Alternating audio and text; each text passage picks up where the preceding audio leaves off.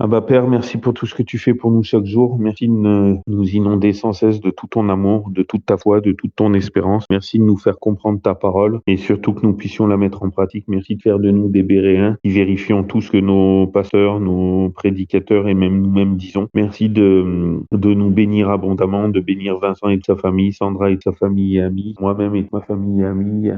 Merci de travailler dans le cœur de chacun de nous trois, ainsi qu'un maximum de nos familles et amis pour qu'ils puissent venir ou revenir vers toi. Tu dis dans ta parole que dans Matthieu 24, verset 12, que l'iniquité, le péché s'accroît parce que l'amour du plus grand nombre, l'amour de la majorité se refroidira. Mais au verset 13, tu nous dis, mais celui qui persévérera jusqu'à la fin sera sauvé. Donc merci de nous faire persévérer tous jusqu'au bout. Merci de nous inonder de ton amour. On sera une petite minorité, mais merci de changer nos cœurs. Comme tu le dis aussi dans ta parole, Philippiens 6, je suis persuadé que celui, c'est-à-dire toi qui a commencé cette bonne œuvre en chacun de nous, tu la rendras parfaite pour le jour de Jésus-Christ, pour son retour. Donc merci pour toutes ces belles promesses. Tu nous dis que tout est possible à celui qui croit. Marc 9, 23, la fin du verset. Que tout ce que nous demanderons avec toi par la prière, nous le recevrons. Matthieu 21, 22. Luc 1, 37, car rien n'est impossible à toi, mon Dieu. Donc merci pour toutes ces belles promesses. Merci de nous guérir spirituellement et psychologiquement et physiquement s'il y a lieu, avec la promesse dans Jérémie 17, 14. Ô Éternel, guéris-moi et je serai guéri. Sauve-moi et je serai sauvé, car tu es ma louange, ma gloire. Donc merci d'être notre guérisseur, notre sauveur, notre louange, notre gloire, notre tout. Et merci de faire infiniment au-delà de ce que nous savons te demander et penser. Au nom de Jésus, amen. Alors, on va voir sur l'amour et sur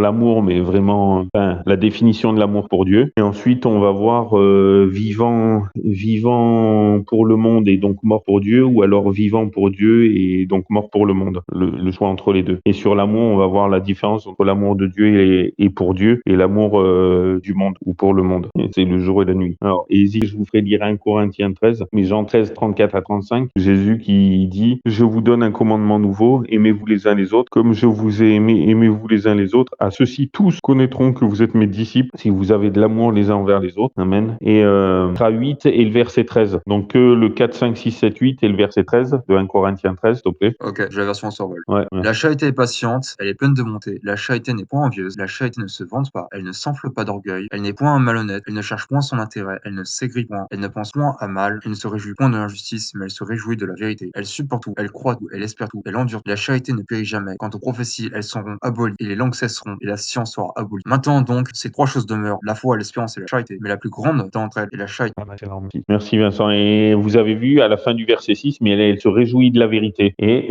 Jean 14, 6, Jésus qui dit, je suis le chemin, la vérité et la vie, ne vient au Père que par moi. Amen. Donc c'est comme si elle disait, mais elle se réjouit de Jésus. Donc l'amour se réjouit de Jésus. C'est normal, Dieu est amour et Jésus est Dieu.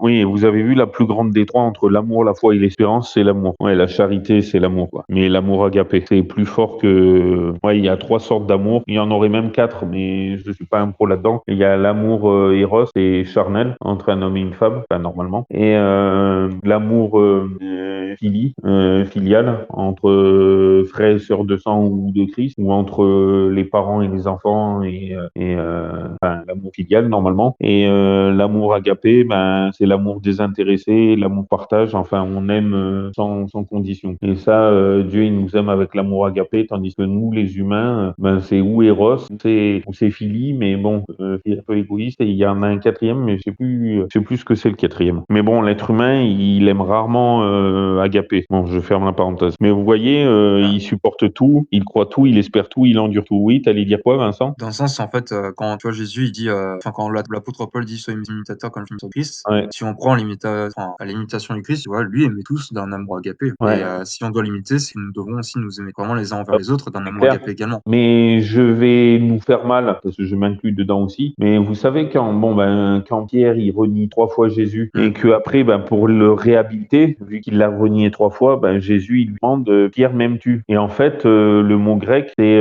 comme si Jésus lui disait, Pierre, m'aimes-tu agapé? Et en trois fois, Pierre, il lui dit, oui, je t'aime, Philippe, c'est-à-dire, je t'aime égoïstement. Donc, Jésus lui demande, est-ce que tu m'aimes d'un amour désintéressé? Et Pierre, par trois fois, il dit oui, tu sais que je t'aime égoïstement.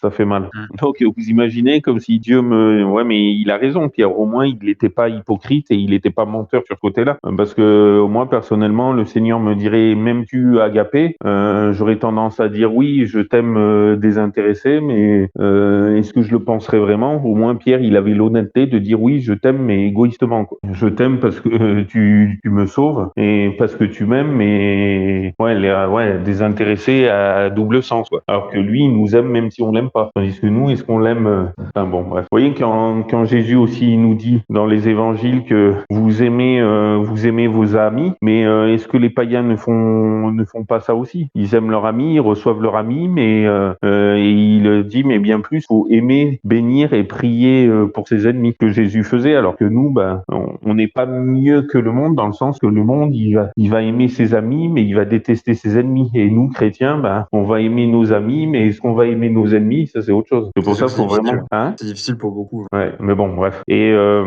oui, bon, Matthieu 24, 12, on va pas le relire, mais il dit, je vais vous le redire, je le sais par cœur, l'iniquité, donc le péché s'accroît parce que l'amour du plus grand nombre, donc l'amour de la majorité se refroidira. Vous imaginez? Donc c'est l'inverse de Philippiens 6, mais pour une grande majorité. Donc vous imaginez, moi je sais pas vous, mais moi ça me fait froid dans le dos. Ça veut dire qu'un maximum de ma famille en Christ, un maximum de ma famille de sang, leur amour va se refroidir et le péché va augmenter. Et j'espère que je fais pas partie de cette majorité. Mais c'est pour ça que c'est important de prier pour qu'il nous inonde de son amour à nous et à nos proches. Et il y a même un frère de mon église qui prie pour que le mauvais livré dans l'église, il devienne du bon grain, qu'il se laisse travailler, que Dieu fasse que livré devienne du bon grain. Mais malheureusement, il force personne. Hein. Comme voilà, c'est ça l'amour agapé, c'est qu'il force pas. Il te dit je veux te sauver, mais si tu le rejettes, il viendra sans arrêt, mais il va pas te forcer parce qu'il est amour. Alors que nous, l'homme, on va forcer. On voit quelqu'un qui est en train de se noyer, et c'est quelqu'un de notre famille ou de nos amis, enfin quelqu'un qu'on aime, on va vouloir le sauver, tandis que Dieu, il va vouloir le sauver aussi, il va lui tendre la perche jusqu'au dernier moment, mais il va le laisser se noyer,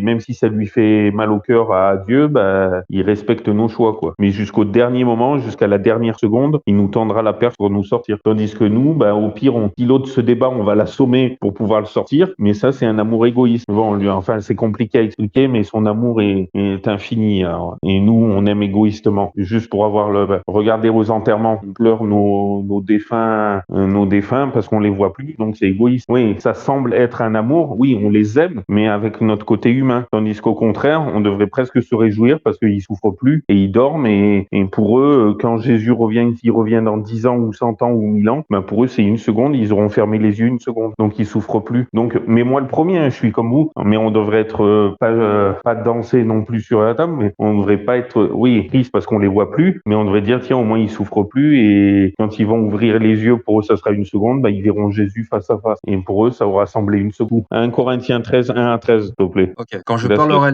les langues des hommes, même des anges, si je n'ai point la charité, je suis comme les reins qui résonnent ou comme une cymbale qui retentit. Et quand même j'aurai le don des prophéties et que je connaîtrai tout le mystère et toute la science, et quand même j'aurai toute la foi jusqu'à transporter des mondes à les montagnes, si je n'ai point la charité, je ne suis rien. Et quand même je distribuerai tous mes biens pour la nourriture des pauvres, et quand même je livrerai mon corps pour être brûlé, si je n'ai point la charité, cela ne me sert de rien. La charité est patiente, elle est pleine de bonté, la charité n'est point envieuse, la charité ne se vante point pas, elle ne s'enfle point d'orgueil, elle n'est point malhonnête, elle ne cherche point son intérêt, elle ne s'aigrit point, elle ne pense point à mal, elle ne se réjouit point de la justice, mais elle se réjouit de la vérité. Elle supporte tout, elle croit tout, elle espère tout, elle endure. La charité ne périt jamais. Quant aux prophéties, elles seront abolies, et les langues cesseront, et la science sera abolie, car nous ne connaissons qu'imparfaitement, et nous ne prophétisons qu'imparfaitement. Mais quand ce qui est parfait viendra, alors ce qui est imparfait sera aboli. Quand j'étais enfant, je parlais comme un enfant, je jugeais comme un enfant, je pensais comme un enfant. Mais lorsque je suis devenu homme, j'ai abandonné tout qui était de l'enfant. Maintenant, nous voyons par un miroir obscurément, mais alors nous verrons face à face. Maintenant, je connais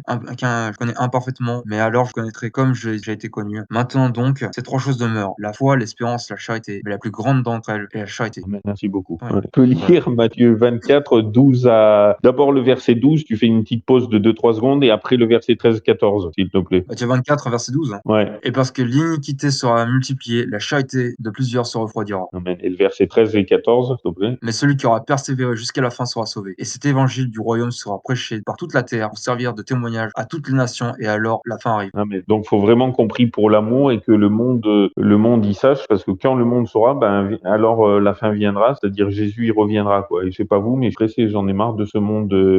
Galates 5, 22, s'il te plaît, Ah, et les le fruits de l'esprit. 23. Ouais, bravo. Le but de l'esprit est la charité, la joie, la paix, la patience, la bonté, l'amour du bien, la fidélité, la douceur, la tempérance. Le verset 23, c'est la loi n'est point contre ces choses. Hein, donc il y a 9 facettes. Et donc, d'après Galates 5, 22, donc je vais vous dire, enfin je vais vous définir que pour moi, donc l'amour sans amour, c'est le néant. temps, c'est le contraire de tout. La foi sans amour, ça serait du fanatisme, de l'extrémisme, contraire de la paix et de la tempérance et de la patience, ou le contraire. L'espérance sans amour, ça serait de l'égoïsme et de l'égocentrisme, et c'est le contraire de l'altruisme et de la bonté. La joie sans amour, ça serait de la moquerie, du laxisme, et donc ça serait le contraire de la bienveillance et de la paix. La paix sans amour, ça serait être calculateur, être hypocrite, et ça serait le contraire de la franchise et de la sincérité. La longanimité ou la patience sans amour, ça serait de la manipulation, et ça serait le contraire de la bienveillance. La bonté sans amour, ça serait de l'hypocrisie ou de la vantardise ou de l'orgueil, et ça serait le contraire de l'humilité et de la sincérité et de la franchise. La bienveillance sans amour, c'est-à-dire ou l'amour de faire le bien sans amour, ou l'amour du bien sans amour, ça serait de la moralité, de l'automatisme, de la tiédeur ou de la froideur, et ça serait le contraire de chaleureux. Ça serait comme des robots, quoi. On fait le bien pour bien paraître, quoi, par apparence ou par automatisme. La fidélité sans amour, ça serait la crainte, la peur ou ça serait du légalisme, et ça serait le contraire de l'assurance et de la confiance. La douceur sans amour, ça serait de l'apparence, et ça serait le contraire de la sincérité. La tempérance ou la maîtrise de soi sans amour, ça serait de l'intolérance, c'est le contraire de la compassion. Et vous voyez le verset 23 de Galates 5 qui nous dit contre de telles choses il n'y a point, la loi n'est pas contre ces choses. Donc la loi d'amour pour tout le bon fruit de l'esprit, mais contre de telles choses il n'y a point de loi. Ouais, c'est la loi de l'amour de tout le bon fruit de l'esprit. Donc tout sans amour c'est rien, c'est du néant. Donc le contraire de tout. Donc l'amour c'est tout et tout est amour, mais l'amour de Dieu, attention. La vie sans amour, c'est une vie futile, vaine, sans valeur. La possession matérielle et mobilier, enfin tout ce que vous voulez, c'est de l'avarice, l'orgueil, et c'est le contraire de la générosité. L'honneur sans amour, c'est de l'orgueil, le contraire de l'humilité. L'ordre, la droiture sans amour, c'est de l'étroitesse et de l'intolérance, donc le contraire de la tolérance et de la miséricorde. Le devoir sans amour, ce serait de l'acharnement, et c'est le contraire de la paix et de la patience. La loi sans amour, c'est le légalisme, et c'est le contraire de l'empathie et de la compassion. La responsabilité sans amour, c'est égal impitoyable, c'est le contraire de la bonté et de la bénignité. Quand je dis bénignité, ça veut dire bienveillance. La justice sans amour, c'est la sévérité, la dureté, la critique, et c'est le contraire de la douceur. Donc faire la justice à tout prix, mais sans miséricorde, quoi, sans amour, sans compassion. C'est l'intelligence sans amour, c'est de la manipulation et être machiavélique, et c'est le contraire de la bienveillance, de la bonté et de la paix. Et la gentillesse sans amour, c'est la bonté, c'est comme la bonté sans amour, donc c'est de l'hypocrisie, la vantardise, l'orgueil, c'est le contraire de l'humilité, de la sincérité et de la franchise. Et la vérité sans amour, donc c'est la critique, le jugement, et c'est le contraire de la Matthieu 22, s'il te plaît, le verset 36 jusqu'à 40, mais si tu peux appuyer sur le verset 37 et 40, surtout le verset 37 et 40, et un petit peu le 38-39. Mais c'est Matthieu 22, 36 à 40. C'est ça. Maître, quel est le commandement de la loi? Jésus lui dit, tu aimeras le Seigneur ton Dieu de tout ton cœur, de toute ton âme et de ta pensée. C'est là le premier et le commandement. Voici le second qui lui est semblable. Tu aimeras ton prochain comme toi-même. De ces deux commandements dépendent toute la loi des prophètes, toute la loi et les prophètes. Et maintenant, est-ce que tu peux me lire Romains 13, versets 8 à 10, s'il te plaît? 8 à 10.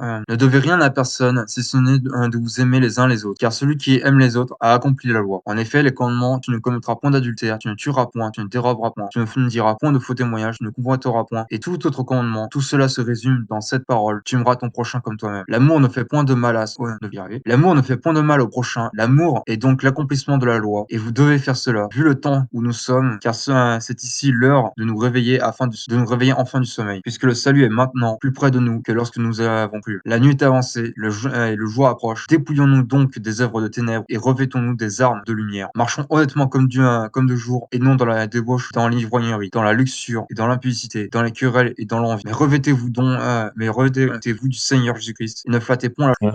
Vous voyez, avec ces versets dans Romains 13, il nous dit, il nous cite 5 commandements sur les 10 et tout ce qu'il peut y avoir comme autres commandements, donc ça englobe les 10. Et si désolé, je vais encore un peu froisser certains, mais pour moi, souvent, je croyais que les 6 derniers commandements, ça résumait tu aimeras ton prochain comme toi-même, mais en fait, c'est pas les 6 derniers, c'est les 7 derniers, c'est-à-dire les 3 premiers, je vais y venir, c'est-à-dire sur le sabbat, ça englobe aussi notre amour pour notre prochain, parce qu'il dit tu ne travailleras ni toi, ni ton fils, ni ta fille, ni ton serviteur, ni ta servante, ni ton bétail, ni l'étranger qui est dans tes portes. Donc si tu aimes ton prochain comme toi-même, si toi tu te reposes ce jour-là, tu fais reposer aussi l'étranger l'étranger qui est chez toi, s'il est chez lui, c'est son problème à lui, mais l'étranger qui est chez toi, tu dois le faire reposer comme toi tu te reposes, ton fils, ta fille aussi. Et quand il dit ni toi, ben comme l'homme et la femme forment qu'une seule chair, ça veut dire pourquoi il a pas dit ni ton mari ou ni ta femme? Parce que toi, ça englobe les deux, vu que le couple, il forme qu'une seule chair. C'est pour ça qu'il y en a qui disent ah ben c'est bizarre, il a pas dit ni ta femme, donc on ne sait pas si ça s'adresse aux hommes ou aux femmes. Il peut s'adresser aux deux parce que quand il dit toi, on forme qu'une seule chair, l'homme et la femme. Donc il allait pas Et en redire Genèse, ta ça, femme. l'homme quittera son père et sa mère pour s'attacher à sa femme et former Ouais. qu'une seule chair. Voilà, tout à fait. Et donc, mais en gros, bah, les 7 derniers, ça représente l'amour envers son prochain. Et par contre, les 4 premiers, c'est l'amour envers Dieu. Oui, le sabbat, il englobe les deux. Et l'amour pour Dieu et l'amour pour son prochain. Bon, bref, je ferme la parenthèse. Et vous voyez,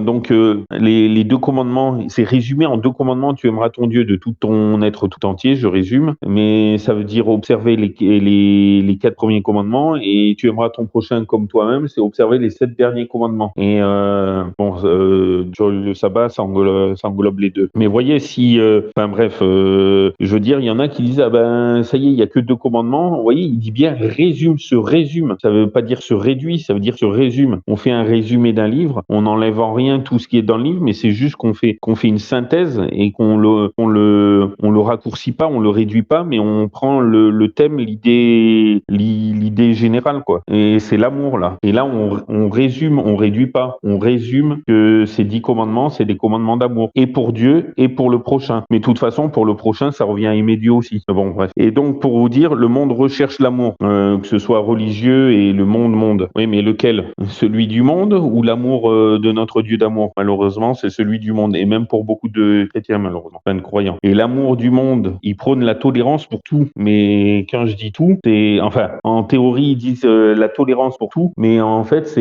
le mal. Mais ils tolèrent le mal, mais pas le bien ou très peu. Et même et surtout que pour les mauvaises choses. Ils tolèrent tout. Donc, pourquoi il ne tolère pas le bien s'il est censé tolérer tout? Et Dieu, il est tout et l'amour est tout. Mais il se moque même du bien. Il appelle le bien mal et le mal bien. D'ailleurs, est-ce que tu peux lire Ésaïe 5, verset 20, s'il te plaît? Ésaïe 5, verset 20. Ouais. Alors, J'espère que je me suis pas trompé. 5 versets. Ouais, non, tu sais pas. Malheur à ceux qui appellent le mal bien et le bien mal, qui font des ténèbres de la lumière et de la lumière les ténèbres, qui font l'amer doux et le doux amer. Voilà. On est vraiment vers la fin du temps parce que, ah oui, hein, que j'avais pas prévu, j'espère que je me trompe pas. Est-ce que tu peux lire aussi Apocalypse 22, verset 11, s'il te plaît? Ça prouve les deux extrêmes. 22, verset 11. Ouais. Que celui qui est injuste soit encore injuste et que celui qui est souillé soit encore se souille encore. Que celui qui est juste devienne plus juste encore et que celui qui est saint se sanctifie encore davantage. Deux extrêmes. Le juste, il se justifie encore, enfin pas de lui-même, hein, c'est Dieu qui le fait parce que nous on est incapable de faire le bien. Mais celui qui est mauvais, ben il devient de plus en plus mauvais. Et celui qui est amour, ben il devient de plus en plus amour. C'est vraiment les deux extrêmes, quoi. Et là on va voir, est-ce que vous avez encore du temps, hein? Là on va voir la deuxième partie. Donc la deuxième partie, c'est on a 2 choix: vivant pour le monde et donc mort pour Dieu, ou alors vivant pour Dieu et déclaré mort pour le monde. Timothée 5, verset 6, s'il te plaît. Mais celle qui vit dans les plaisirs est morte et en vivant. Ouais. Ah oui, violent. C'est clair. Violent. Donc, tu vois, vivant pour le monde, c'est mort pour Dieu, quoi. Ouais, bon, quoique, donc, mais celle qui vit dans les plaisirs est morte, quoique vivante. Ouais, sympa. Et ouais. Morte en vivant. Ouais. C'est Et violent. est-ce que tu peux lire aussi Luc 15, verset 24, mais il est moins costaud, celui, quoique. Oh. Luc 15, c'est ça. Ouais, Luc 15, 24. Parce que mon fils que voici était mort et il est revenu à la vie. Il était perdu et il est retrouvé. Ouais. Et il commence à se réjouir. Ouais. Tu vois, il était mort parce qu'il avait quitté son père pour faire les plaisirs et pour dépenser tout l'argent. Et il est revenu auprès du père, donc il est redevenu vivant pour Dieu. Et le dernier, ouais, mais celui-là, quoi que c'est pas... Ouais, allez, Jacques 5, 5. Pourquoi je l'ai pris, celui-là? Jacques 5,5. Ah oui, je vois. Des fois, je me demande pourquoi je prends Je vais des textes. lire. Vous avez vécu dans les voluptés et dans les délices de sur la terre, et vous vous êtes rassasiés comme en un jour de sacrifice. Et l'un des derniers, enfin, je dis ça, mais à chaque fois, j'en rajoute. Ouais, non, il y en a 2 derniers. 2 Timothée 3, verset 4, il fait mal, celui-là. 3 verset 4. 2 Timothée 3, 4, pas verset 4. Prête, emporté, enflé d'orgueil, aimant la volupté plutôt que Dieu. Et tu peux même lire le verset 5 qui calme. Ayant l'apparence de la piété, mais en ayant renié la force, éloigne-toi aussi de ces gens-là. Ah ouais. Donc, et le verset c'est 7 aussi, je crois. Ouais, c'est le 7. Il est costaud le 7. Qui apprennent toujours et ne peuvent jamais parvenir à la connaissance de la vérité. Amen. Donc, et ils ne peuvent jamais parvenir à la connaissance de Jésus, vu qu'il est le chemin, la vérité et la vie. Jean 14, 6. Donc, ça fait On ne mal. vient de peur que par moi. Ouais. Donc, Romains 8, 8, s'il te plaît, le dernier. Après, je vais vous commenter un peu tout ça. Romains 8, attends, je sais J'ai travaillé le Vincent, hein. J'en profite, c'est pas encore ça va. pas. Alors, or, ceux qui sont dans la chair ne peuvent plaire à Dieu. Et moi, je sais plus ce que c'était comme version, mais j'avais écrit ces deux versions. Or, ceux qui vivent selon la chair ne sauraient plaire à Dieu. Et l'autre est, or, ceux qui sont animés par leur nature propre ne peuvent pas plaire à Dieu. Ouais, ça devait être second 21 et NBS ou Louis second 1910. Alors, par rapport à 2 Timothée 3,4, il disait aimant le plaisir plus que Dieu ou la volupté, ou ami du plaisir plutôt que Dieu. Donc, pourquoi est-il si tentant d'aimer le plaisir plutôt que Dieu? Ouais, mais là, je me pose la question aussi à moi-même. Nous pouvons exercer un contrôle sur le plaisir, pas sur Dieu. Le plaisir peut généralement être obtenu facilement, même trop facilement, alors que l'amour pour Dieu, pas l'amour de Dieu, hein, l'amour pour Dieu implique effort et sacrifice, donc non naturel, vu que je vais vous rappeler, ça fait mal, et moi le premier, le plus concerné. Il n'y a point de juste, pas même un seul, nul n'est intelligent, nul ne cherche Dieu, tous sont égarés, tous sont pervertis, il n'en est aucun qui fasse le bien, pas même un seul. C'est dans Romains 3, versets 10 à 12. Ça calme, hein. Et Romains 3, et bon, je vous invite à lire chez vous, là ça serait trop long, mais Romains 3, versets 8 à 20, à 23, 24, on en prend pour notre grade, hein. On en prend en pleine figure. Et souvent le Romains 3, là, quand il cite il n'y a pas un juste, pas même un seul, etc., c'est tiré de Psaume 14, verset 3 et Psaume 53, verset 4. C'est vraiment costaud, quoi. Bon, bref, le plaisir livre ses profits ici et maintenant, alors que nombre des bienfaits procurés par l'amour de Dieu ne seront connus que beaucoup plus tard. C'est clair Eric, que oui. il y a Sandra qui demande un exemple plaisir. Un exemple, bonne question. Moi, je peux en donner un simple. Oui, vas-y. Les jeux vidéo, tu vois, l'argent, Ouais. le vol aussi, comme tu vois, en fait, tout ce qui est en fait du côté charnel, qui fait que tu t'as pas de relation avec Dieu, tu prends pas un temps pour Dieu, tu Ouais. t'éloignes de Dieu, en fait. Tout ce qui te coupe de Dieu. Ouais. Après, il faut faire attention. Il y en a qui mettent la sexualité, mais quand c'est un couple marié, la sexualité, elle est comment dire, Elle est bonne. ouais, pour Dieu, elle est bonne. C'est nous l'homme qu'on veut se frustrer, mais regarde, il est bien dit dans la parole. Tiens, pour une fois, j'ai le verset, mais j'ai pas les chiffres. Où il dit comment dire, je vais essayer de prendre le mot un peu plus soft. Je trouve pas un mot soft. Ouais, unissez-vous d'un commun accord et vaquez à la prière d'un commun accord, mais pas trop longtemps parce que de peur que l'ennemi vous titille. Bon, je dis avec mes propres mots. Et après, De peur que c'est-à-dire l'ennemi va unissez-vous de peur que ouais l'ennemi vous tente et donc pour Dieu la passer dans le Romain sexualité est 10. bonne. Bon après il faut pas faire que la sexualité, il faut pas faire que la prière quand on est un couple, sinon l'ennemi il va titiller l'un ou l'autre ou les deux quoi. On fait que mais par exemple les plaisirs à faire la paresse, la gourmandise, enfin tout ce qui pourrait t'éloigner de Dieu quoi. Après, faut se dire aussi, sans vouloir nous excuser, tu vois, mais on reste des hommes, parce que la parole dit aussi qu'aucun n'est juste devant Dieu, pas même un seul. Ouais, c'est Et clair. qu'aucun homme n'est parfait et que dans tous les cas, enfin, supporter toi les uns les autres, vaquer dans la prière, tu vois, et rester ferme en fait dans la foi et dans l'espérance en fait, de la promesse de l'éternel. Ah bah oui, c'est clair. Après, et là, ça va être costaud ce que je vais vous dire. Enfin, costaud. Le plaisir livre ses profits ici et maintenant. Donc voilà pourquoi c'est plus intéressant. Alors que nombre des bienfaits procurés par l'amour de Dieu donc ne seront connus que beaucoup plus tard, comme je disais. Mais le plaisir a un effet narcotique. Et narcotique, ça vient du grec narcotikos, de narquer, qui signifie sommeil, engourdissement, assoupissement, perte, sensibilité. Donc quand il dit ne dormez point,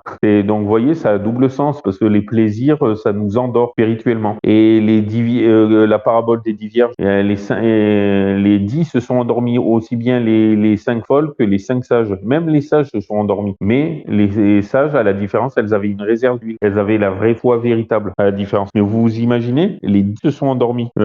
Mince, où j'en suis. Oui, donc comme un peu un somnifère ou soporifique, donc puisqu'ils nous permettent d'oublier nos devoirs et problèmes, alors que l'amour de Dieu et l'amour pour Dieu nous rappellent nos besoins et nos responsabilités. Le plaisir s'associe à l'orgueil pour nous pousser à vouloir être bien vus des autres, l'apparence. Et aimer Dieu implique que nous renoncions, pardon, j'ai sauté de ligne, que nous renoncions à notre orgueil et à la mise en œuvre de nos réalisations. Et bon, avons-nous choisi l'amour du plaisir ou l'amour de Dieu, l'amour pour Dieu? Et comment le savons-nous? Oui, c'est vrai que ça calme. Alors que, je sais pas si vous avez des questions. Et en fait, si on est dans le plaisir, pendant qu'on est dans le plaisir, ben, Sur on les 10 dit, vierges, hein? sur les 10 vierges, sur les 10 vierges. Ah, c'est dans Matthieu 25 ou attends, je vais vous dire. Donc la parabole des 10 vierges, c'est 1 à 14, je vais vous le lire, je l'ai sous les yeux. Et puis il tombe dessus.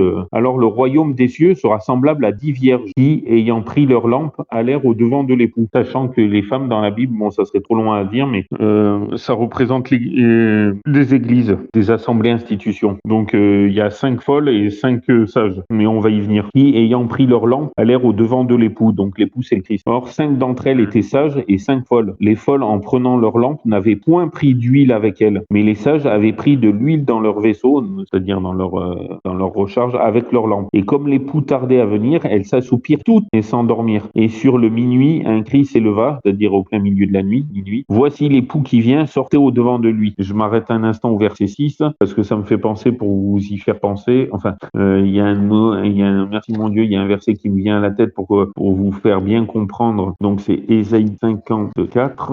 Voilà, Ésaïe 5, merci mon Dieu. Ésaïe 54, verset 5, écoutez bien, car ton Créateur est ton époux. Ton nom est l'Éternel des armées, le Saint d'Israël est ton Rédempteur, il s'appelle le Dieu de toute la terre. Verset 6, car l'Éternel t'a appelé comme une femme délaissée, affligée d'esprit, comme une épouse de la jeunesse qui aurait été répudiée, dit ton Dieu. Verset 7, je t'ai abandonné pour un peu de temps, mais je te recueillerai avec de grandes compassions, avec mon amour éternel. Donc verset 8, je t'ai caché ma face pour un moment dans l'effusion de ma colère, mais j'ai compassion de toi par une miséricorde, un amour éternel, dit l'Éternel ton Rédempteur. Et le verset 10 en a fait un chant connu, quand les montagnes s'éloigneraient, quand les collines s'ébranleraient, ma bonté ne s'éloignera pas de toi et mon alliance de paix ne sera point ébranlée, dit l'Éternel qui a compassion de toi. Amen. Donc vous voyez, verset 5, car ton Créateur est ton époux. Donc quand on dit l'époux arrive, c'est Christ, il revient chercher son église, les femmes. Donc, ah oui, donc, et sur le minuit, un cri s'élance, Matthieu 25, voici l'époux qui vient, sortez au devant de lui. Alors toutes les vierges se levèrent et préparèrent leurs lampes. Et les folles dirent aux sages, donnez-nous de votre huile, car nos lampes s'éteignent. Mais les sages répondirent, voyez, nos lampes s'éteignent. Quand je vous dis l'iniquité s'accroît, parce que l'amour du plus grand nombre se refroidira ou s'éteindra. Donc comme quoi, les lampes, ça représente l'amour et la foi. Donc vous voyez, les sages, ben, elles ont pris une réserve, donc elles se sont endormies, mais elles ont pris la réserve d'amour et de foi, alors que les folles, ben, elles n'avaient pas pris de réserve, donc leur amour et leur foi s'est refroidi et s'est éteint. Mais les sages répondirent, nous craignons qu'il n'y en ait pas assez pour nous et pour vous. D'ailleurs, on peut pas, par exemple, si moi je manque de foi et que vous deux vous avez la foi, vous pouvez pas me donner de votre foi. La foi c'est personnel, malheureusement et heureusement. Mais bon, là pour dire que tu peux pas donner. Là, cette parabole elle dit les 5 sages peuvent pas donner aux 5 folles parce qu'elles en auraient plus pour elles, mais c'est une parabole pour nous faire croire que tu peux pas donner ton amour ou ta foi pour Dieu à un autre. Tu peux prier pour lui qu'il en ait plus, qu'il en veuille plus, mais si ça vient pas de lui, enfin bon bref, je vais continuer. Nous craignons qu'il n'y en ait pas assez pour nous et pour vous. Allez plutôt vers ceux qui en vendent et en achetez pour vous. Mais pendant qu'elles allaient en acheter, l'époux vint et celles qui étaient prêtes entrèrent avec lui aux noces et la porte fut fermée. Un jour, il faudra qu'on étudie cet texte plus approfondissemement. Après cela, les autres vierges vinrent aussi et dirent, Seigneur, Seigneur, ouvre-nous. Mais il leur répondit, je vous dis en vérité que je ne vous connais point. Ça fait mal. Veillez donc, car vous ne savez ni le jour ni l'heure où le Fils de l'homme viendra, car il en est comme d'un homme qui, s'en allant en voyage, appela ses serviteurs et leur remit ses biens. Oui, bon, et ça, on entre dans une autre. Donc, oui, Matthieu 25, 1 à 13, faudrait qu'on le fasse le prochain coup. Je vais noter Matthieu 25, 1 à 13, et il faudrait même faire le 14, la parabole des talents. 14 à 30, et après 31 à 46. Ouais, c'est ça, 31 à 46. Voilà, hop, j'ai noté à faire la prochaine. Oui, merci d'avoir posé la question. Bon, je sais pas si j'ai bien pu répondre, c'est vrai que ça serait... Mais en fait, ouais,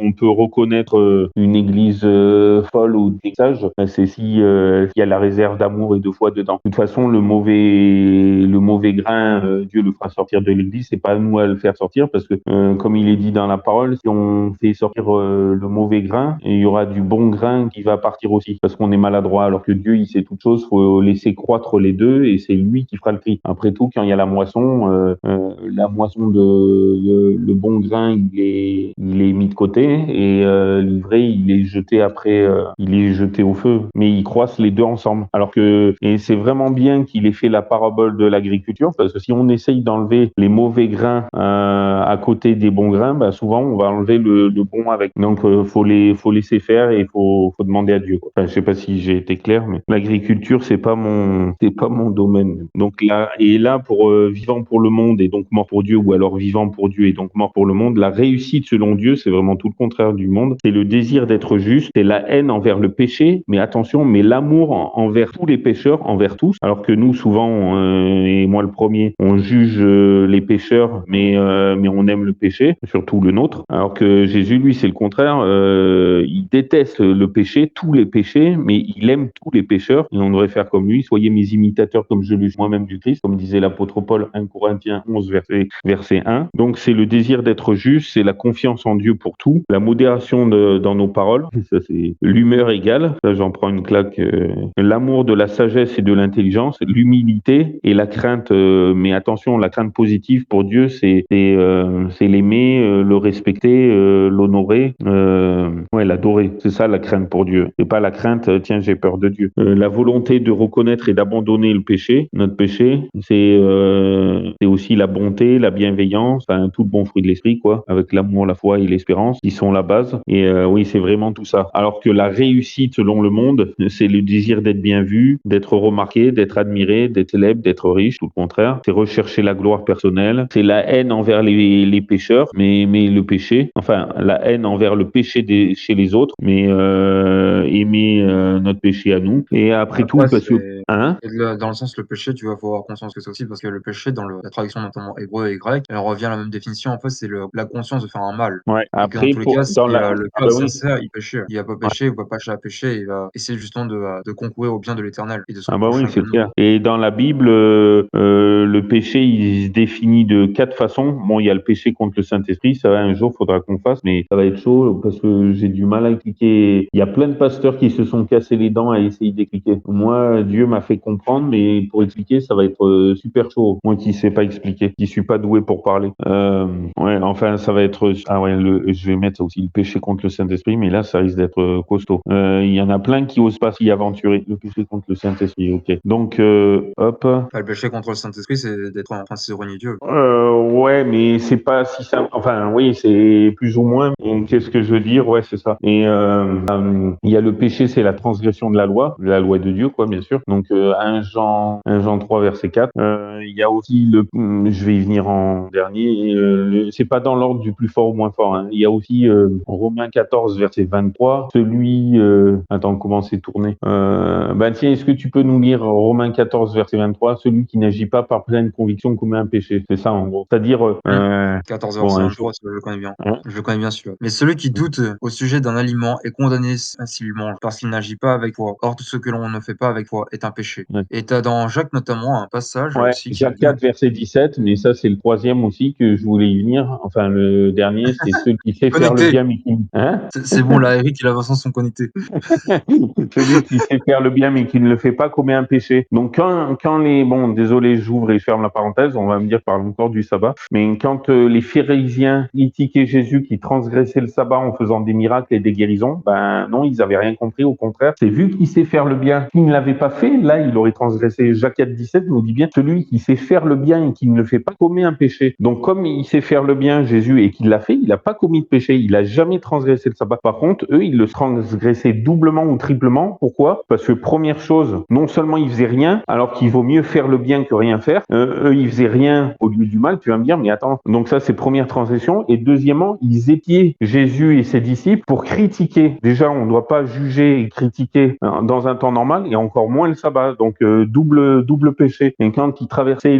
les champs de maïs, les champs de blé, que ses disciples, ils ramassaient le grain et qu'ils le frottaient de leurs mains pour enlever la pellicule et pour pouvoir le manger. Puis il dit, ils étaient là épiés. Et il disait, tes disciples, il fait ce qui est pas permis de faire un jour de sabbat. Et puis Jésus, pourtant qu'il le faisait pas, il défend ses disciples. Il dit, mais n'as-tu pas lu dans la loi que David, avec ses hommes, il avait faim et il rentre dans le temple et il demande au grand prêtre du pain. C'était les prépositions que normalement seul le sacrificateur mange. Mais comme quoi, pour Dieu, l'humain est plus important que tout. C'est pour ça que j'ouvre et je ferme la parenthèse. Il nous dit, le sabbat a été fait pour l'homme et non l'homme pour le sabbat. Pourquoi? Parce que l'homme passe avant toute chose.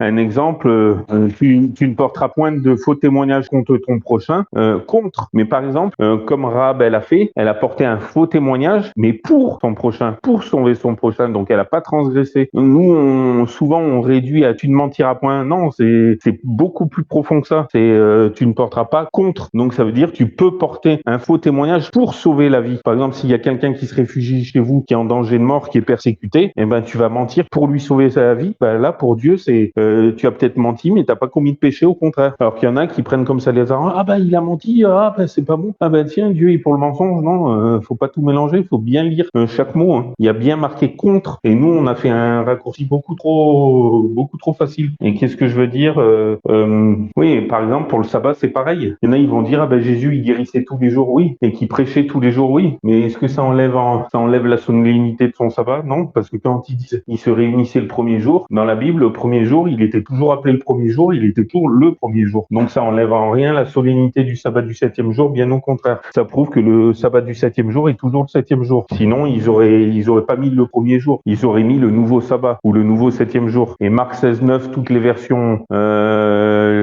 dynamiques nous disent que Jésus est ressuscité le dimanche matin. Et Marc 16:9, toutes les versions littérales, après les semis, ça dépend, toutes les versions littérales nous disent Jésus est ressuscité le matin d'un premier jour de la semaine. Donc on sait que dimanche, c'est le premier jour de la semaine. Donc bon, désolé, je ferme la parenthèse. Mais voyez, le dimanche, premier jour de la semaine. Et à l'époque, on va nous dire, ouais, mais Acte 20, verset 7, il se réunissait le premier jour de la semaine. 1 Corinthiens 16, verset 1 et 2, nous disent, ah ben, il faisait la collecte des saints le premier jour de la semaine. Oui, pourquoi il faisait le premier jour de la semaine? Parce que le sabbat, il devait pas y avoir transaction. Et le premier jour de la semaine, il s'appelle toujours le premier jour de la semaine. Et si on lit Acte 2, verset 42 à 47, la fin, ils se réunissaient tous les jours au temple et ils étaient assidus tous les jours. Et t'es pas tous les jours sabbat pourtant. Donc bon, bref, je ferme la parenthèse, désolé. Mais pour dire que non, il n'y a pas eu de changement de jour. Hein. Mais bon, bref, je ferme la parenthèse, désolé. Le sabbat du septième jour, et le septième jour, il n'est pas le premier, ni le deuxième, ni le troisième, ni le quatrième, ni le cinquième, ni le sixième. Et ça, on a beau changer les calendriers. Bon, bref, je ferme la parenthèse, désolé. Je vais m'emporter après. Donc, où j'en suis? Oui, donc, il recherche la gloire personnelle, la réussite selon le monde. C'est la haine envers les pécheurs, mais l'amour du péché. Et la haine envers le péché chez les autres, parce que c'est trop visible. Et l'amour du plaisir, de la chair, enfin, du péché chez soi. Et en plus, on va dire, tiens, t'as vu le péché de l'autre, comme ça on les détourne de nos propres péchés. Alors que des fois il est pire, comme dit Jésus, il dit on voit la paille dans l'œil de notre voisin et on voit pas la poutre qu'on a dans notre œil. Donc c'est la rébellion envers Dieu et où l'impiété, l'athéisme, etc. Avoir des paroles charnelles, insensées, enfin être lunatique, tout ce que tu veux, l'amour de la folie, de la fête, mais de la fête des orgies quoi. L'orgueil, l'égoïsme, l'égocentrisme, la vanité, le refus de reconnaître le péché et t'y accrocher toujours plus, la méchanceté et la haine prime. Enfin bon bref. Et là j'ai fait deux petites cases. Et je vais commencer par le mauvais. Donc l'orgueil conduit à la folie, il amènera le mépris. L'orgueil provoque des querelles et contredit et se rebelle toujours devant les conseils. L'orgueil amène à la perdition pour l'éternité, si on ne change pas bien sûr. Et l'orgueil amène à la ruine, à la mort. Et l'orgueil conduit à la punition et la mort, le sommeil pour l'éternité. Alors que l'humilité conduit à la sagesse, elle amènera à la reconnaissance. L'humilité écoute les conseils et apaise les conflits. L'humilité conduit à la gloire éternelle avec Dieu. L'humilité amène l'honneur et l'humilité conduit aux honneurs et la vie éternelle. Et Matthieu 6, verset 24 nous dit « Nul ne peut servir deux maîtres, car ou il haïra l'un et aimera l'autre, ou il s'attachera à l'un et méprisera l'autre. Vous ne pouvez servir Dieu et Mammon. » C'est costaud. Hein, donc nous devons donc choisir l'un ou l'autre et non point tout ce qui nous arrange d'un côté et de l'autre.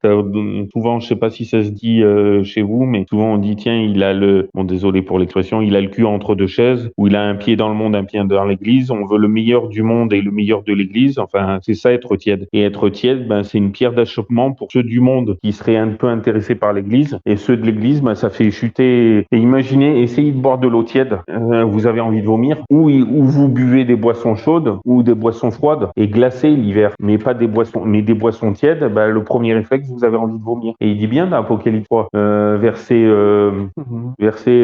14 jusqu'à 22 sur la Odyssée, il dit parce que tu es tiède, je te vomirai de ma bouche, pardon. Puisses-tu être froid ou bouillant. Les boissons bouillantes ou les boissons froides, on les boit volontiers. Allez boire une boisson tiède, vous la recrachez direct. Et tiède, c'est une pierre d'achoppement pour tous parce que on va faire comme on va faire les plaisirs du monde avec ceux du monde. Puis quand ils vont savoir que on est chrétien, puis ils disent ah mais t'es chrétien, bah c'est pareil que nous quoi. Ça fait mauvais témoignage pour Dieu. On déshonore le nom qu'on porte parce que chrétien veut dire disciple du Christ. Donc si on boit, on fume, on fait comme ceux du monde, même pire, et après on leur parle de Dieu, ils vont dire attends, j'en veux pas de ton Dieu, ou ah bah oui, si je peux picoler, fumer, me shooter un rail de coke, une piqûre, ah bah oui, ton Dieu, je peux faire tout ça, ouais, ou non, ou ça m'intéresse pas vu que ça change, t'es pareil que moi. Non, c'est un mauvais témoignage. Et pour ceux dans l'église aussi, et pour ceux du monde qui seraient intéressés, bon bref, comme quoi la tiédeur c'est mauvais pour les deux camps. Ça dessert plutôt que servir. Oui, ça sert l'ennemi. Ouais. Donc où j'en suis. Donc nous devons donc choisir l'un ou l'autre et non point tout ce qui nous arrange d'un côté ou de l'autre. C'est-à-dire nous ne pouvons point rester tièdes, ou nous nous refroidirons complètement, ou bien nous nous laisserons nous réchauffer par notre Dieu jusqu'à devenir bouillant. Et ça, faut lui demander. Et il est facile de nous dire d'accepter qu'on soit d'accord avec Christ sans pour autant vouloir lui obéir. Ah oui, est-ce que tu peux nous lire attends, Luc 6, Oui. verset 6. Ouais, Luc 6, 46, mais je suis pas sûr. Exercice 46. Ça vient de me venir, je l'ai pas plus là. Désolé, je rajoute à chaque fois des versets. Ah, mais c'est une Bible ambulante connectée, hein. Est-ce que c'est celui-là ou c'est pas celui-là? Luc Luc 6, 6, je suis 46. pas sûr que c'est celui-là. Je suis. Pourquoi donc m'appelez-vous Seigneur, Seigneur, tandis que vous ne faites pas ce que je dis? Oui, c'est ça, merci. Tu es trop fort, mon Dieu. Ouais, je l'avais pas Bible ambulante. préparé, celui-là, ouais, c'est exactement ça, ouais. Ouais. Oui, ou quand il nous dit pourquoi m'appeler Seigneur, Seigneur, et ne faites ça, par contre, j'ai les phrases, mais je ne sais plus dans quel Matthieu c'est. Quand il dit vous m'appelez Seigneur, Seigneur, et retirez-vous de moi, vous connaissez l'unité. Je sais plus dans quel Matthieu c'est celui-là. On l'a lu tout à Hein? l'heure. On l'a lu tout à Ouais, l'heure.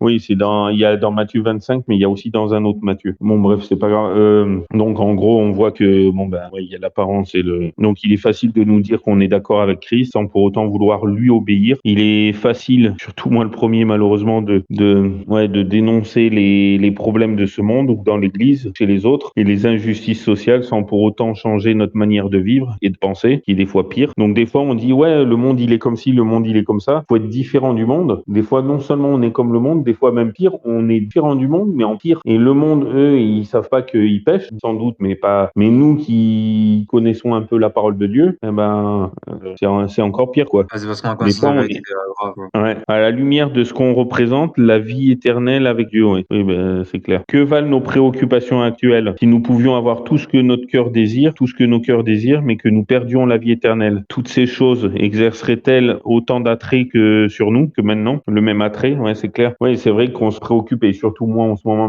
ouais, vous savez tout ce qui s'est passé, mais bon, j'aimerais finir par 11 petites phrases. Enfin, finir mon truc, mais après on peut toujours continuer à échanger. Mais premièrement, c'est pas dans l'ordre, c'est dans l'ordre que ça m'est venu. L'évangile a été, et l'évangile est et sera toujours annoncé, proclamé aux morts pour qu'ils reprennent vie. Quand je vous disais vivant pour le monde et mort pour Dieu. Donc pour que les morts reprennent vie, est-ce que tu peux nous lire 1 Pierre 4, verset 6, s'il te plaît? Je te fais travailler. Hein.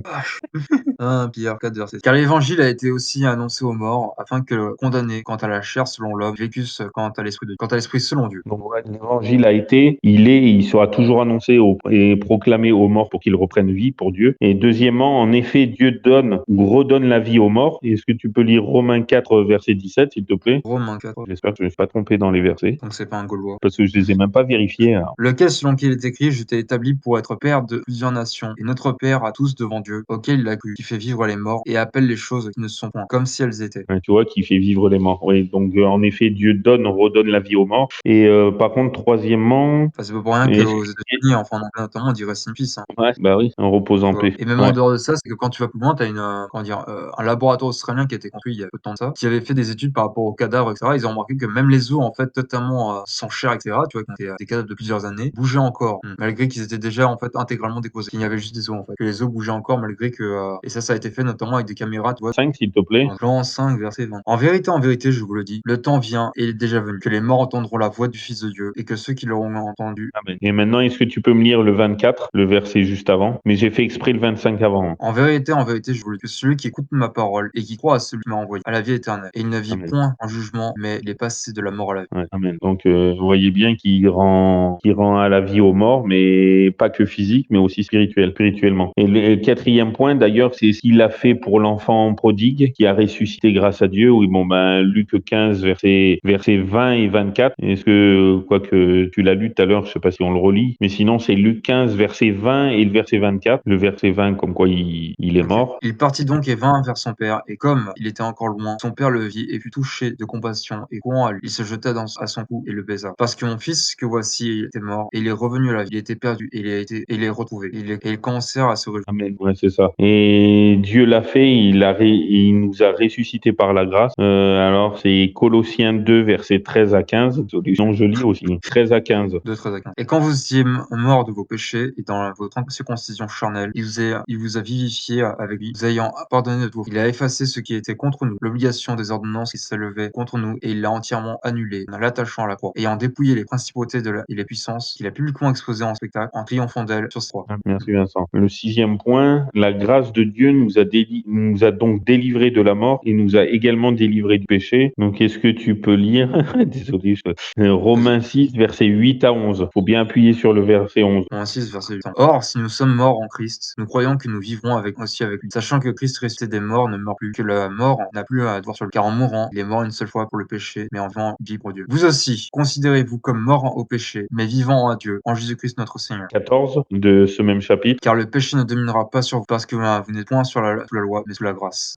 Et Et maintenant, là, on en on revient peut... du coup, mais du Ouais, coup, là, on en revient en fait en fait, l'essence même de l'Ancien Testament, de pourquoi il existe, ouais, tu vois. tout à fait. Qui a Et été justement, conçu pour y justement pour venir, nous donner connaissance du péché. ah bah oui. Et est-ce que tu peux lire Romains 8, verset 2, s'il te plaît? Après, on passera au septième point. Parce que la loi de l'esprit de vie, qui est en Jésus-Christ, m'a affranchi de la loi, du péché et de la mort. Donc là, il y en a qui vont dire, ah, mais il y a deux lois. Non, c'est juste que ça dépend du quel côté on se place. C'est une seule et même loi. Mais bon, bref, enfin, c'est compliqué. Ah, Euh, c'est dans tous les cas la loi je vais qui est résumée en 2 versets, qui est en ouais, fait je résumée vais en 2 lois. noter C'est 10 commandements qui sont résumés en 2 Romains. lois, et tous les commandements de la Bible en découlent de celle-ci, parce que tu fais tout en fait par amour envers ton Seigneur sacré, mais que c'est pas grave justement de se sauver parce qu'il a conscience que notre péché en fait ne peut être effacé, qu'on peut en fait s'en débarrasser. Ouais, c'est ça. Et ça, tu l'as notamment en Jacques. Ouais. Sandra, vas-y, rejoins. De quoi tu dis? Sandra va me dire aussi que je me trompe. Ouais, c'est clair. On a deux Bibles ambulantes. La prochaine, ça sera Sandra. Non, on dit jamais Ah, c'est 203. ouais, viens Sandra dans le secte de Biblon blanc. On crée des nouvelles versions de Biblon. Alors le septième point, pardon, dit Jean Sautin. Donc nous avons aussi le salut par la grâce de Dieu. Ah ouais, oui. Là, attends, laisse-moi lire ce passage. Après, je te laisserai le suivant. Mais bon, d'abord, ouais, j'ai mis Éphésiens 2, versets 1 à 10. Mais déjà le 8 à 10. Et après, au pire, je lirai le 1. C'est quelle heure? Oui, on a encore un peu de temps. Alors, car vous êtes sauvés par la grâce, par le moyen de la foi, et cela ne vient pas de vous, c'est le don de Dieu. Ce n'est point par les œuvres, afin que personne ne se glorifie, car nous sommes son ouvrage ayant été créé en Jésus-Christ pour les bonnes œuvres que Dieu a préparées d'avance afin que nous y marchions. Amen. Donc souvent, on a tendance à... Des fois, souvent, les chrétiens, ils s'arrêtent au verset 9 et ils disent ce n'est point par les œuvres afin que personne ne se glorifie, mais si on lit le verset 10, ils disent tiens, ça se contredit un peu. Ayant été créé en Jésus-Christ pour les bonnes œuvres que Dieu a préparées d'avance. Ouais, mais en fait, le verset 9, c'est les œuvres de la loi, alors que le verset 10, ça parle des œuvres de la foi, c'est-à-dire des œuvres d'amour et de reconnaissance envers Dieu qui nous a créés et qui nous a sauvés. C'est la conséquence de notre salut. Alors que les œuvres de la loi, ça serait la conséquence, ça serait la cause de notre salut, mais on ne peut pas se sauver nous-mêmes. Donc c'est pour ça que les œuvres de la loi, c'est on œuvre, on obéit à Dieu, pas pour être sauvé, mais par amour et reconnaissance, parce qu'il nous a fait. Et le 10 et 14 à 26. Ok, merci. Hop, purée, ça en fera des études. Je sais pas laquelle je ferai en premier. Donc, ah oui, écoutez bien, donc Éphésiens 2 1 10. Donc ça, donc nous avons aussi le salut par la grâce de Dieu. Donc, et vous étiez morts par vos fautes et dans vos péchés, dans lesquels vous avez marché autrefois, selon le train de ce monde, selon le prince de la puissance de l'air, de cet esprit qui agit maintenant dans les fils de la rébellion, parmi lesquels nous vivions tous autrefois, selon les convoitises de notre chair, accomplissant les désirs de la chair et de nos pensées, et nous étions par nature des enfants de colère comme les autres. Mais Dieu, qui est riche en miséricorde à cause de la grande charité dont il nous a aimés, lorsque nous étions morts dans nos fautes, nous a rendus à la vie ensemble en Christ. C'est par grâce que vous êtes sauvés. Et il nous a ressuscités ensemble et fait asseoir ensemble dans les lieux célestes en Jésus-Christ, afin de montrer dans les siècles à venir les immenses richesses de sa grâce par sa bonté envers nous en Jésus-Christ. Car vous êtes sauvés par la grâce, par le moyen de la foi, et cela ne vient pas de vous, c'est le don de Dieu. Ce n'est point par les œuvres, afin que personne ne se glorifie, car nous sommes son ouvrage, ayant été créés en Jésus-Christ pour les bonnes œuvres que Dieu a préparées d'avance, afin que nous y marchions. Amen. Donc là, ça dit bien, ce n'est point par les œuvres, afin que personne se glorifie, donc on peut pas se sauver par nous-mêmes. Mais au verset 10, ayant été créé pour les bonnes œuvres que Dieu a préparées d'avance, pour les bonnes œuvres d'amour et de reconnaissance envers tout ce qu'il a fait pour nous, quoi. Les deux se contredisent pas. Au contraire, ils se complètent. Alors, nous sommes lavés par Christ. Le 8e point, c'est 1 Corinthiens 6.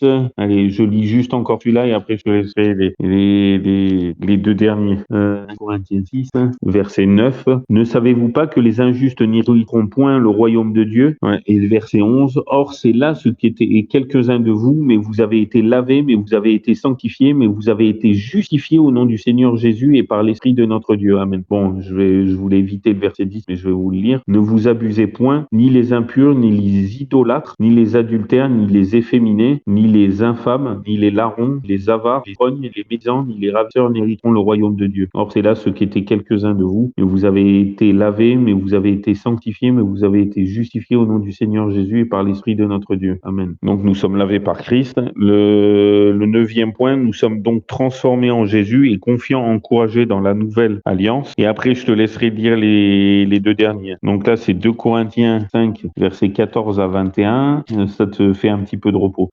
2 Corinthiens 5, 14 à 21, il nous dit « Car la charité de Christ nous presse, étant persuadés que si un seul est mort pour tous, tous donc sont morts, et il est mort pour tous, afin que ceux qui vivent ne vivent plus pour eux-mêmes, mais pour celui qui est mort et ressuscité pour eux. C'est pourquoi, dès maintenant, nous ne connaissons personne selon la chair. Si même nous avons connu Christ selon la chair, maintenant nous ne le connaissons plus ainsi. » Le verset 17, il est excellent, tout le monde le connaît. « Si donc quelqu'un est en Christ, il est une nouvelle créature. Les choses vieilles sont passées. Voici, toutes choses sont devenues nouvelles. Or, toutes ces choses viennent de Dieu qui nous a réconciliés avec lui par Jésus-Christ et qui nous a confié le ministère de la réconciliation. Car Dieu était en Christ, réconciliant le monde avec soi, en ne leur imputant point leurs péchés. Et il a mis en nous la parole de la réconciliation. En ne leur imputant, ça veut dire en ne leur ajoutant point leurs péchés. C'est-à-dire, il ôte, il enlève. Il est l'agneau de Dieu qui ôte le péché du monde. Verset 20, nous faisons donc la fonction d'ambassadeur pour Christ comme si Dieu exhortait par nous. Donc Dieu, il encourage par nous. Et nous vous supplions au nom de Christ, soyez réconciliés avec Dieu. Car celui qui n'a point connu le péché, il l'a traité en pécheur pour nous, afin que nous devenions justes de la justice de Dieu. Amen. C'est énorme. Et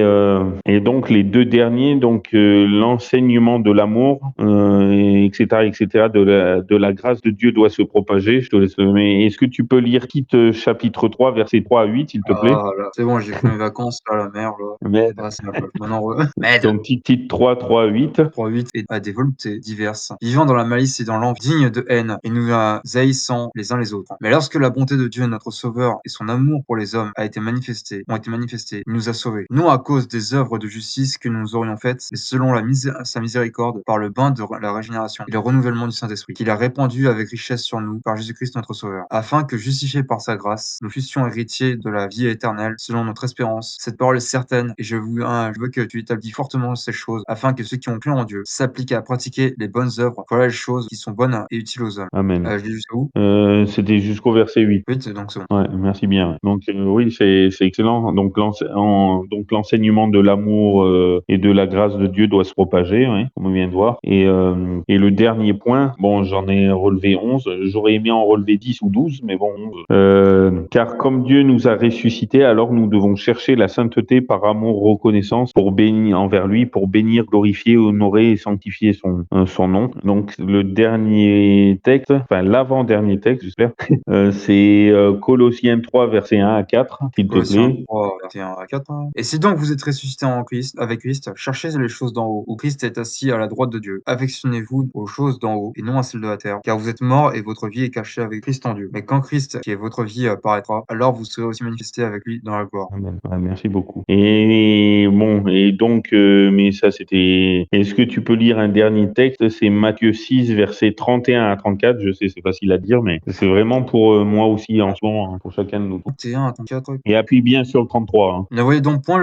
en souci disant, que mangerons-nous, que boirons-nous, ou de quoi serons-nous vêtus? Car ce sont les païens qui recherchent toutes ces choses, et votre Père céleste sait que vous avez besoin de toutes ces choses-là. Mais cherchez premièrement le royaume de Dieu et sa justice, et toutes ces choses vous seront données par-dessus. Ne soyez donc point en souci pour le lendemain, car le lendemain aura souci de ce qui le regarde. À chaque jour suit sa peine. Et donc, faut point se soucier, c'est facile à dire, mais vous voyez, il donne de la nourriture aux petits moineaux et il nous dit ne valons pas plus qu'un moineau. Donc c'est vrai qu'on ne devrait pas se faire de soucis, moi le premier. Bon, c'est sûr que ça nous affecte les choses qui nous arrivent, tu vois. surtout, ben, bon, je vais pas le dire là pendant l'enregistrement, mais bon, c'est humain de s'inquiéter, mais est-ce que s'inquiéter, ça va nous apporter quelque chose de plus? Non, au contraire, on stresse un peu plus, on angoisse un peu plus, comme ça on a un peu mal.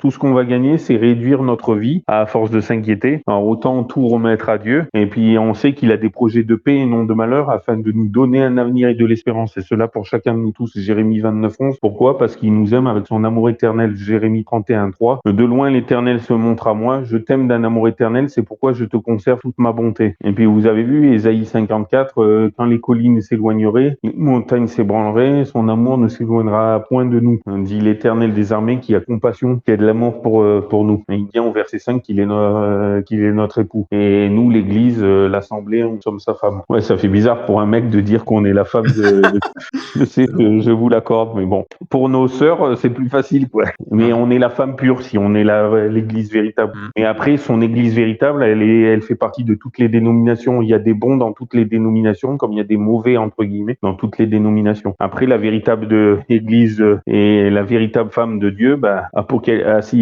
les deux derniers, après j'arrête. Apocalypse 12:17, le reste de sa postérité ou le reste de ses enfants. Et Apocalypse 14:12, les saints. Est-ce que tu peux lire Apocalypse 12:17 et Apocalypse 14:12, s'il te plaît? C'est les deux derniers. Alors, Ah, Apocalypse, elle est pour la femme et s'en alla faire la guerre au reste de sa prospérité, qui gardent les commandements de Dieu et qui ont le témoignage de Jésus-Christ. 14:12. C'est ici la patience des saints. Ce sont ici ceux qui gardent les commandements de Dieu et la foi de Jésus. donc voilà la véritable église. Et elle sera un peu partout ceux qui font tout ça. Mmh. Ouais, merci. Bon, bah, Plaisir.